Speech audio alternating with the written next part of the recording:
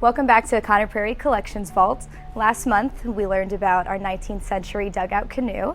This month we're upstairs in our vault looking at some of our textile collections. I take care of the collection, I manage the environmentals in the vault, and I make sure that all of these pieces are around for as long as possible.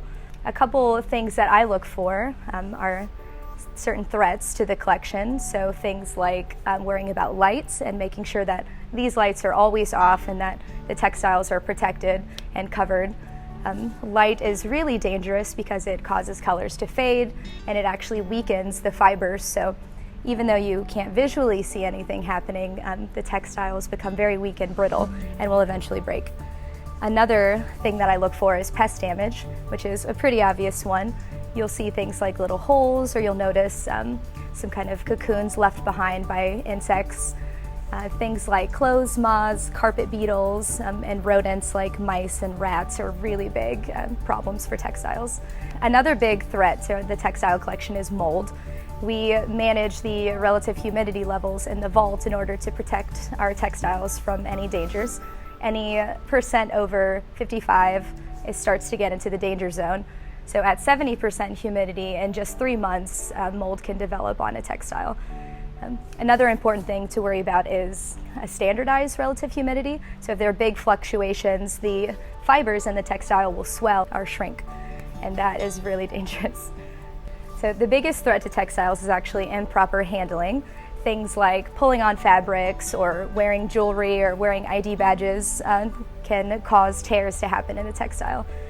And one common misunderstanding for collections is that you're supposed to wear gloves with everything, but with textiles it's actually better to just wash your hands with soap and water really well and make sure that your hands are dry. And that ensures that there are no oils that will be transferred to the collection, but also ensures that you have better grip and handling on the textile itself.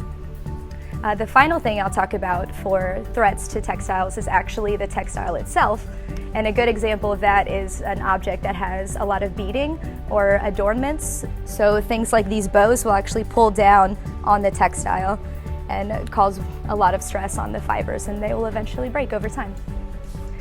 The next thing that I focus on for my job is maintaining the conditions of the vault. So as I said before, about 50% for relative humidity is perfect. Our facilities team is a big part of helping us monitor this and make sure that all of our objects are protected. The other big aspect of that is maintaining around 70 degrees for temperature, give or take about 2 degrees. And we actually manage to stay within that to about 1 degree accuracy. And that keeps all of our pieces really happy. Another big part about working with textiles is having the proper storage. So when we get a closer look at the textiles later, you'll notice that a lot of them are sitting on top of some white, what looks like tissue paper. And it's actually a special kind of paper known as acid-free tissue. And that makes sure that there's no harmful materials that leak out of the paper over time and cause damage to the textiles. Things like these dresses are actually stored flat in boxes instead of hanging up on hangers. Because if you hang something like this up over time, it's going to cause a lot of stress on this area and they will eventually rip apart. So the final thing I'd like to talk to you about in terms of textiles is treatment and conservation. So we do not have an active conservation department, so instead Conner Prairie likes to focus on preventative conservation. So what that means is doing things like maintaining the vaults, maintaining proper storage, doing small things like stabilizing fabrics with materials like silk crepeline or nylon netting.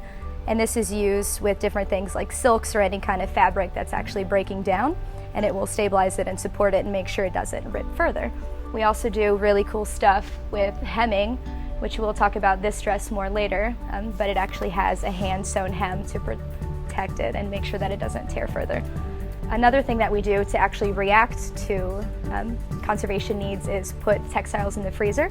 And this is a really great non-toxic treatment for pests. So if we suspect any kind of bug infestation, we'll put something in the freezer. Different pests and different textiles need different amounts of time in the freezer and different temperatures. So we do a lot of work with that and make sure that we don't harm our textiles for future use. So we are not a collecting institution, which means we do not actively add new pieces to our collection, but instead we'll use something like this to influence a piece for the grounds, so something our interpreters would wear, or something that we might use as like a piece for children to dress up in order to learn more about the historical time period. I really love my job here at Conner Prairie. It's such a treat to get to come in and take care of all of these items every day.